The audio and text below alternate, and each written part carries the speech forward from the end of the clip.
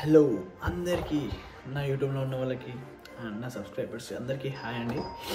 ఈరోజు వచ్చేసి నేను నా ఇమిగ్రేషన్ ఎక్స్పీరియన్స్ షేర్ చేసుకోవాలనుకుంటున్నాను మీకు. నా ఇమిగ్రేషన్ వచ్చేసి చికాగోలో అయింది.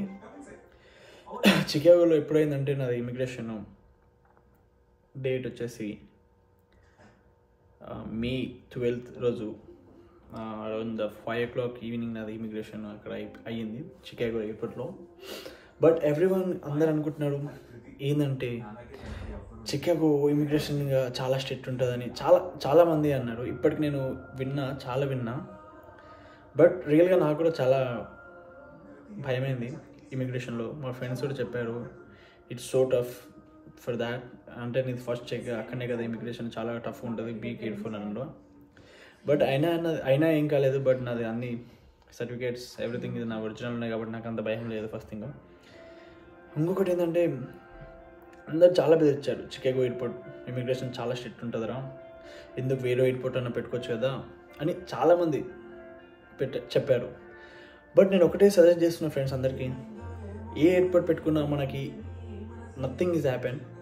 మన డాక్యుమెంట్స్ ఎవ్రీథింగ్ కరెక్ట్ ఉంటే వాళ్ళు కూడా ఏం చేయలేరు. ఎందుకంటే ఫ్రెండ్స్ చాలామందిని చూసి చికాగో ఇమిగ్రేషన్ చాలా స్ట్రిక్ట్ ఉంటుంది అంటే స్ట్రిక్ట్ ఉండదు అంటలేండి. బట్ నీ దగ్గర అన్ని డాక్యుమెంట్స్ కరెక్ట్ ఉన్నప్పుడు ఎందుకు స్ట్రిక్ట్ ఉంటుంది ఒకటి ఆలోచించుకొని, ఇది మెయిన్ పాయింట్. ఇంకొకటి వచ్చేసి నాకు ఏం క్వశ్చన్స్ అడిగారంటే వితిన్ 2 minutesలో నాది ఇమిగ్రేషన్ ఫినిష్ అయిపోయింది. జస్ట్ నాది ఏం అడిగారంటే, నేను J1 నుంచి వచ్చా కదా, నాది ఒకటి DS2019 అది ఫామ్ ఇవ్వమన్నాడు. దాని తర్వాత పాస్పోర్ట్ ఇవ్వమన్నాడు, ఇచ్చేసాను. దాని తర్వాత ఎక్కడికి వెళ్తాను అని అన్నాడు. సో అడ్రస్ అని చెప్పాను, అడ్రస్ ఓకే అన్నాడు. నువ్వు అమౌంట్ ఏమైనా క్యారీ చేస్తున్నావా అన్నాడు. ఎస్ అన్నా. ఓకే అన్నాడు. ఇంకా ఓకే అని నా పాస్పోర్ట్ నాకు బ్యాక్ ఇచ్చేశారు. ఇచ్చేసాక వాళ్ళు యాక్చువల్గా నేను స్టాంప్ వేయలేదు నా పాస్పోర్ట్లో ఇక్కడ చికాగో ఎయిర్పోర్ట్లో, ఎందుకనేది నాకు తెలియదు. But I don't know. వచ్చాక మా ఫ్రెండ్స్ నుండి అడిగాను, మా రూమ్ అన్న వాళ్ళని అడిగాను, అన్న నాకు ఇంకా స్టాంప్ ఇవ్వలేదన్న, ఏంది అంటే కొన్ని ఎయిర్పోర్ట్స్లో వేస్తారు, కొన్ని ఎయిర్పోర్ట్స్లో స్టాంప్ ఇవ్వరా, ఏం కాదులే అంటే చాలా అదనుకున్నా. బట్ ఏం కాలేదు. కొన్ని ఎయిర్పోర్ట్స్లోనే స్టాంప్ వేస్తారంటే కొన్ని ఎయిర్పోర్ట్స్లో స్టాంప్ వేయరంటాం.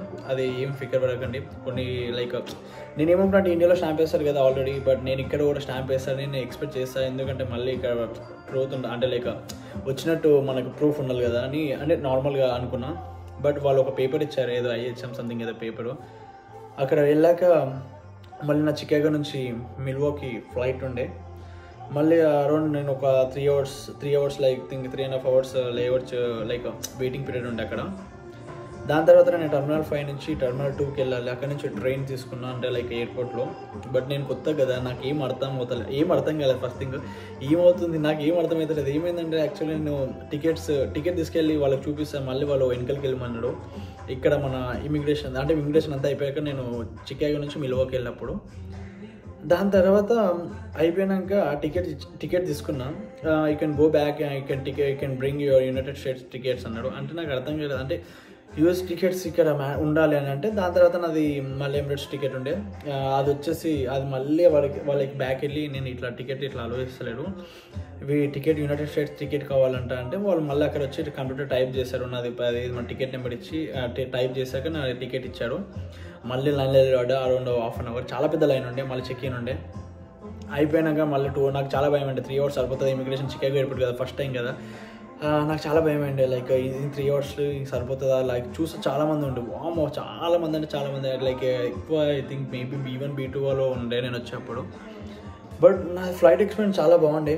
బట్ నేను ఏంటంటే ఒకటే ఎయిర్పోర్ట్ దగ్గర చికాగో ఎయిర్పోర్ట్లో నేను చాలా బెదిరుకున్నా, ఎందుకంటే ఇమిగ్రేషన్ చాలా బెదిరించారు మా friends. But nothing is happen for me and నా ఎక్స్పీరియన్స్ మీకు షేర్ చేసుకోవాలనుకుంటున్నా. బెదిరుకోకండి, మీ డాక్యుమెంట్స్ అన్నీ కరెక్ట్ ఉంటే ఏం చేయలేరు మనం, అంటే లైక్ నీ డాక్యుమెంట్స్ అన్నీ కరెక్ట్ ఉంటే మనం ఏం చేయలేరు, ఎవరు ఏం చేయలేరు. బట్ ఎవ్రీథింగ్ ఏంటంటే ఇమిగ్రేషన్లో ఏం అడుగుతారంటే నార్మల్గా నువ్వు F1కి వచ్చినప్పుడు లైక్ సో కాలేజెస్ అని అడుగుతారు, ఇక్కడ స్టే చేస్తానని అడుగుతారు, అవి కరెక్ట్గా చెప్పాలి. అండ్ డాక్యుమెంట్స్ని లైక్ నీ సర్టిఫికేట్స్, డాక్యుమెంట్స్, నీవి కాలేజ్ సర్టిఫికేట్స్ అన్నీ కరెక్ట్ ఉంటాయి, మనం ఏం చేయలేం. ఏం బెదిరికోకుండా ఇమిగ్రేషన్ పిచ్చి లైట్ అని అంటారు. బట్ పిచ్చి లైట్ కాదు, బట్ మీరు కాన్ఫిడెంట్ ఉండాలి. చాలామంది ఇమిగ్రేషన్లో వెనుకలు పంపించారు అన్నాడు. చికాగో ఎయిర్పోర్ట్ చాలా షిట్. ఇంకొకటి ఏంటంటే ఒక క్వశ్చన్ అడిగారు, ఏంటంటే నువ్వు పికిల్స్ ఏమైనా క్యారీ చేస్తున్నావా అని అడిగారు. బట్ నేను ఏం చెప్పాను అంటే నేను ఏం పికిల్స్ క్యారీ చేస్తున్నాను సార్, నేను ఓన్లీ నావి 3 సూట్ కేసులో నా డ్రెస్సెస్ అండ్ నాకు అనుకున్న ఎక్విప్మెంట్స్ లైక్ నా కిచెన్ సామాన్ ఉన్నాయి అంటే ఇక్కడ కుక్ చేసుకోనికి రూమ్లో, అంటే దట్స్ ఇట్ ఓకే అన్నాడు. అయిపోయాక ఇంకా మిల్వాకీలో దిగాక నాది బ్యాగ్ డ్యామేజ్ అయిపోయింది. లైక్ వాళ్ళు ఎట్లా చేస్తారంటే ఎట్లా అంటే అట్లా చేస్తారు. నా బ్యాగ్ పెద్ద బ్యాగ్ డ్యామేజ్ అయిపోయింది. నేను వాళ్ళకి కంప్లైంట్ రైజ్ చేస్తా, బట్ వాళ్ళు నాకు రెస్పాండ్ చేయలేదు.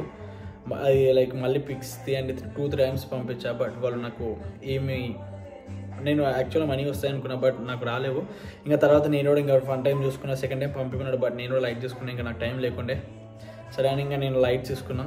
కానీ చికాగో ఎయిర్పోర్ట్లో చాలామంది అంటారు చాలా స్ట్రిక్ట్, బట్ ఏం కాదు గాయస్, ఇమిగ్రేషన్ ఏం కాదు, మీ అన్ని డాక్యుమెంట్స్ కరెక్ట్ ఉంటే లీగల్గా ఉంటే నువ్వు రావు అంటే లైక్ ఏం కాదు, యూ కాంట్ డూ ఎనీథింగ్. అర్థమైందా? అంటే ఏంటంటే మీవి ఏం చేయలేరు, బట్ యూ క్యాన్ వాళ్ళకి కాన్ఫిడెంట్గా ఆన్సర్ చేయాలి. నువ్వు ఇంకా వీసా క్రాక్ చేసాక ఇక్కడ ఏంటంటే వితిన్ 2 మినిట్స్లోనే ఇది అంతే. ఏంటంటే వీసా క్రాక్ చేసాక ఏంటంటే ఆనందం ఉంటుంది, బట్ అందరూ ఏమంటారు ఇమిగ్రేషన్ అయిపోయినాకనే మనం యూఎస్లో అడుగు పెట్టినట్టు అంటారు. 100% అంతే. ఐ బి రైట్ అంటే నేను రైట్ చెప్తున్నా, బట్ నావి ఏమైనా మిస్టేక్స్ ఉన్నా కూడా ప్లీజ్, నేను ఇప్పుడు ఏంటంటే కొత్తగా యూట్యూబ్ ఛానల్ చేస్తున్నా, if have any mistake also నన్ను ఐఎమ్ సారీ ఫర్ దాట్.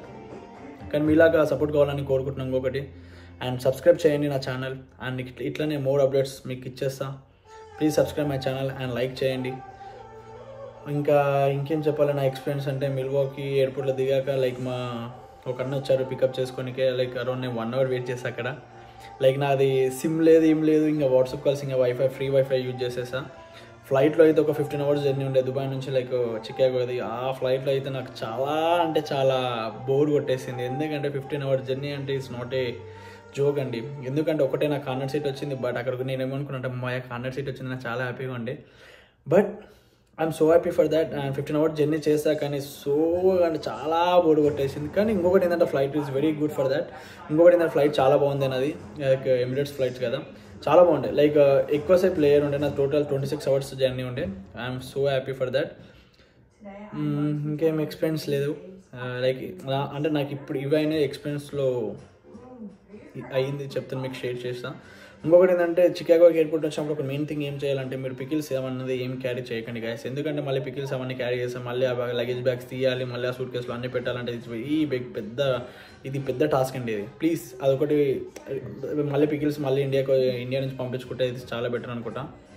ఏమన్నా మీరు ట్యాబ్లెట్స్ ఏమైనా ఉన్నా కూడా లైక్ ట్యాబ్లెట్స్ ఏమైనా ఉంటే కూడా మీరు లైక్ ప్రిస్క్రిప్షన్ పెట్టుకోండి, is very good for you. అంటే అడగరు బట్ పెట్టుకోండి సేఫ్ సరిగా. That's it. నా ఎక్స్పీరియన్స్ ఇంతే షేర్ చేసుకున్నాం. నాకు అట్లా నేను లైక్ చేయండి, సబ్స్క్రైబ్ చేయండి నా ఛానల్కి. ఏమైనా మిస్టేక్స్ మాట్లాడితే ఐఎమ్ సారీ ఫర్ దాట్. అంటే ఎందుకంటే లైక్ నేను కొత్త కదా ఛానల్కి, అంటే లైక్ కొంచెం తడపడుతున్నా, but nothing is happen. I will try my best. అంతే guys, thank you so much.